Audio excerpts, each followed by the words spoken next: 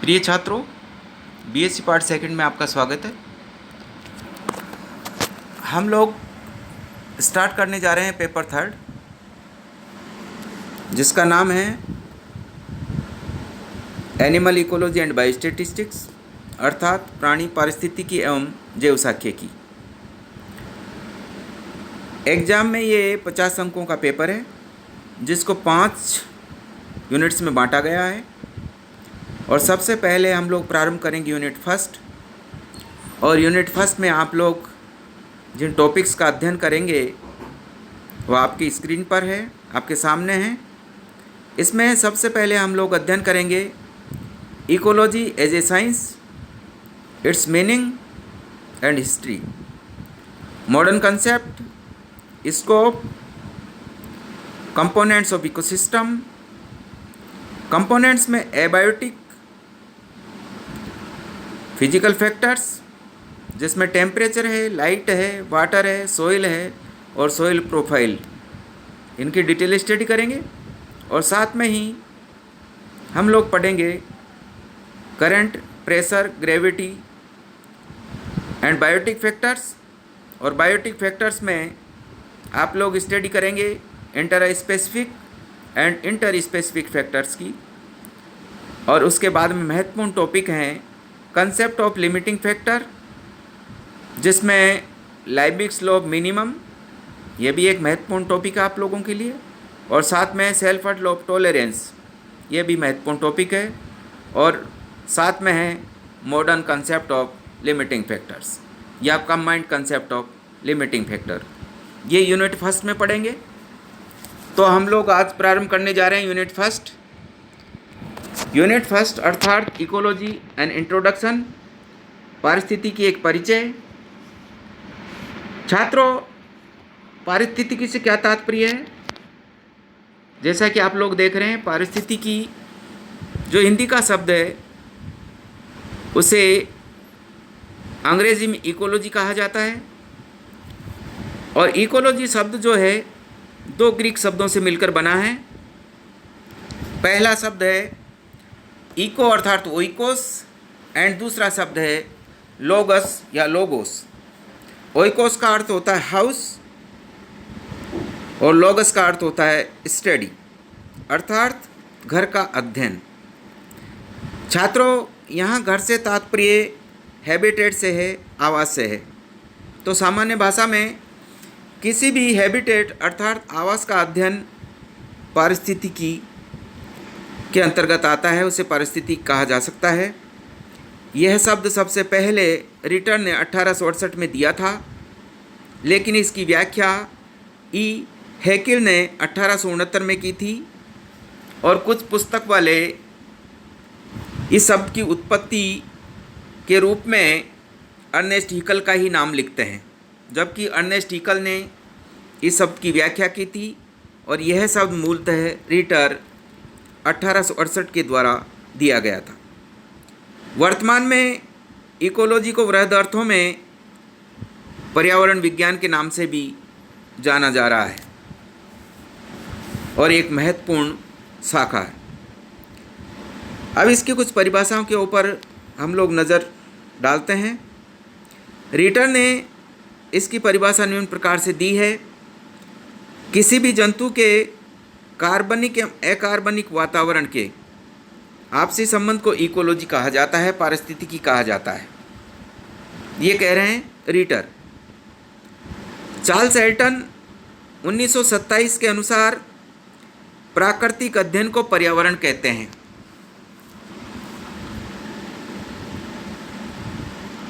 Taylor 1936 ने पारिस्थितिकी की परिभाषा निम्न प्रकार दी है: समस्त जीवों के समस्त पर्यावरण के साथ समस्त संबंधों के अध्ययन का विज्ञान पारिस्थितिकी कहलाता है। अर्थात इन्होंने इसमें सभी जीवों को सम्मिलित किया है, सभी प्रकार का पर्यावरण इन्होंने लिया है और साथ में ही सभी प्रकार के आपसी संबंधों को भी इसके अंतर्गत इन्होंने लिया है। ओडम के अनुसार प्रकृति की संरचना तथा कार्य का अध्ययन ही पारिस्थितिकी है।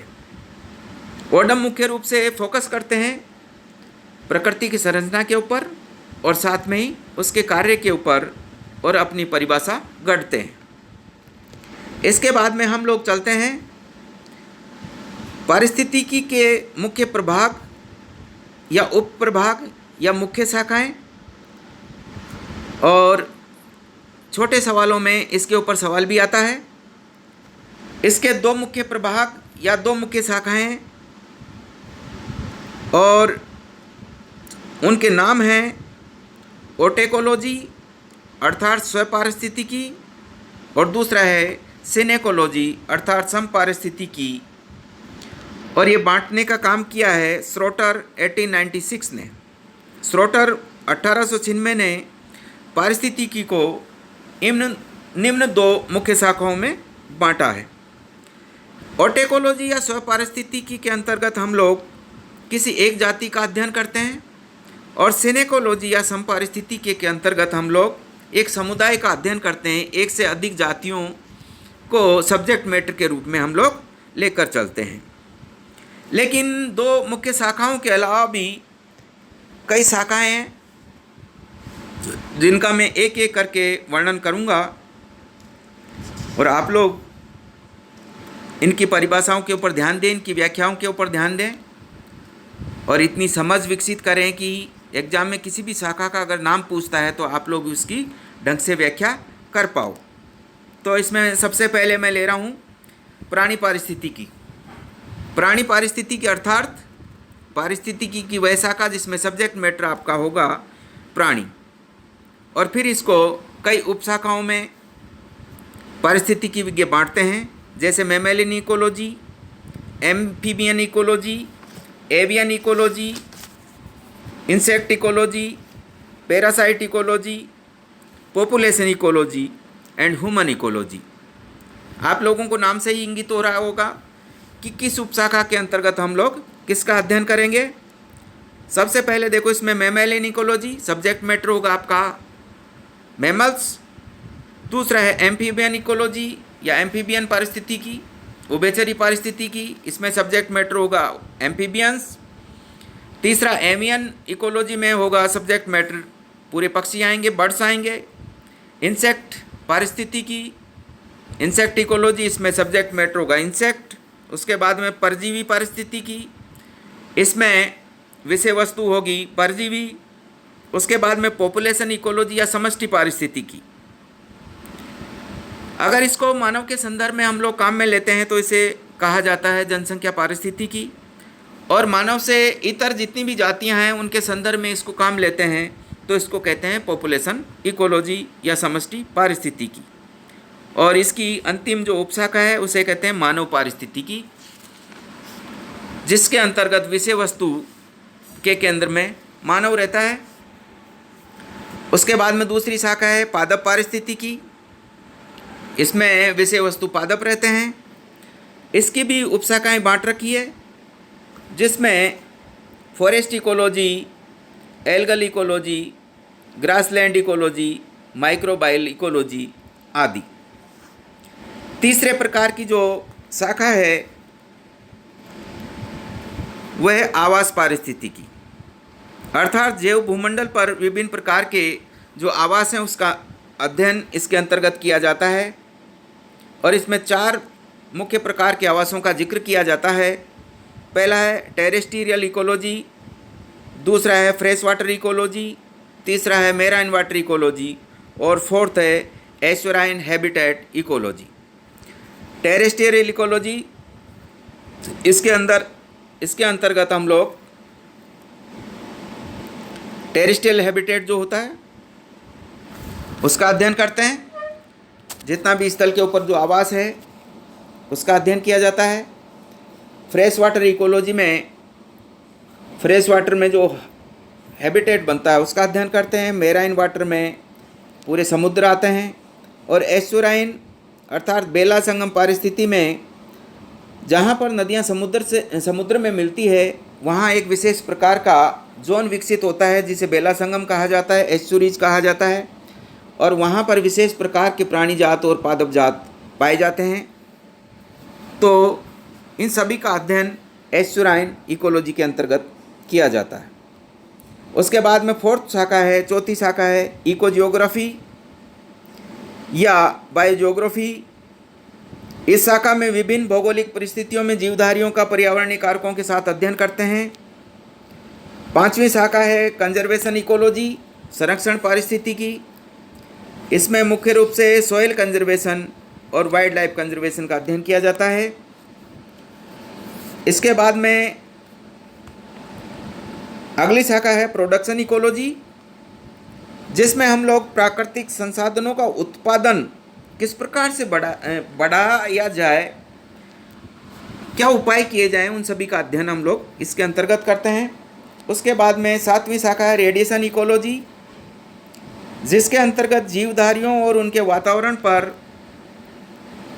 रेडियोधर्मिता का किस प्रकार से प्रभाव होता है, उसका अध्ययन किया जाता है। आठवीं शाखा है टैक्सोनॉमी इकोलॉजी, अर्थात वर्गीकी पारिस्थितिकी। उसके बाद में अगली शाखा है ह्यूमन इकोलॉजी, जिसमें मानव को एक मुख्य विषय वस्तु के रूप में लेके विभिन्न कारकों के साथ में अध्ययन किया जाता है। अगली शाखा है स्पेस इकोलॉजी, अर्थात अंतरिक्ष में जीवधारियों पर किस प्रकार से वातावरण अपना प्रभाव दिखाता है, इस शाखा के अंतर्गत हम लोग अध्ययन करते हैं।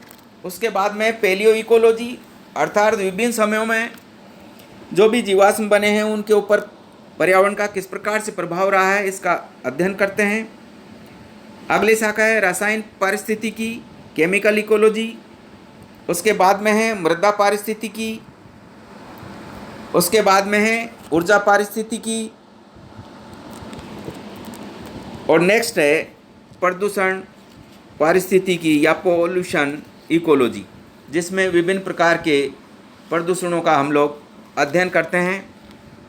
छात्रों, पुस्तकों में इन शाखाओं के अलावा अन्य शाखाएं भी हो सकती है, जिनको आप एक बार पढ़ोगे तो आप लोगों को याद हो जाएगा, और किसी प्रकार की कोई समस्या हो तो आप लोग अपने प्रश्न पूछ सकते हैं। उसके बाद में आज के लिए इसी कड़ी में नेक्स्ट टॉपिक इसमें हम लोग लेते हैं पारिस्थितिकी का महत्व क्या है, क्यों पढ़ते हैं हम लोग पारिस्थितिकी, उपादेयता क्या है, इसका महत्व क्या है, उपयोगिता क्या है। तो मुख्य रूप से पारिस्थितिकी विज्ञान की उपयोगिता को 4 बिंदुओं में हम लोग समेटते हैं, जिसकी विस्तार से व्याख्या आप लोग खुद भी कर सकते हो और आपको खुद को भी करनी चाहिए। पहला टॉपिक है इसमें जीवन को सरल एवं स्वस्थ बनाने के लिए किस प्रकार से पारिस्थितिकी जीवन को सरल एवं स्वस्थ बनाने के लिए उपयुक्त है, क्या इसकी उपयोगिता है, क्या उपादेयता है। दूसरा जो फील्ड है आर्थिक समस्याओं के समाधान में किस प्रकार से पारिस्थितिकी उपयोगी है। तीसरा है जनसंख्या नियंत्रण, जनसंख्या नियंत्रण में किस प्रकार से पारिस्थितिकी अपनी भूमिका निभा सकती है। और चौथा है पर्यावरण प्रदूषण एवं उसके नियंत्रण में किस प्रकार से पारिस्थितिकी अपनी उपादेयता सिद्ध करती है, अपनी उपयोगिता सिद्ध करती है, इसकी व्याख्या की जा सकती है। और ये चारों जो छोटे छोटे टॉपिक हैं, इनके ऊपर आप लोग जब भी समय मिले इनकी व्याख्या कीजिएगा, इनके ऊपर छोटे छोटे आर्टिकल्स तैयार कीजिएगा। यही आप लोगों का असाइनमेंट होगा और इसको आप लोग सबमिट कीजिएगा। फिर हम लोग देखते हैं कि आप लोगों में कितनी क्रिएटिविटी है, आप लोग परिस्थिति के बारे में कितना जान पाएंगे। छात्रों, आज इतना ही पढ़ेंगे। Thank you.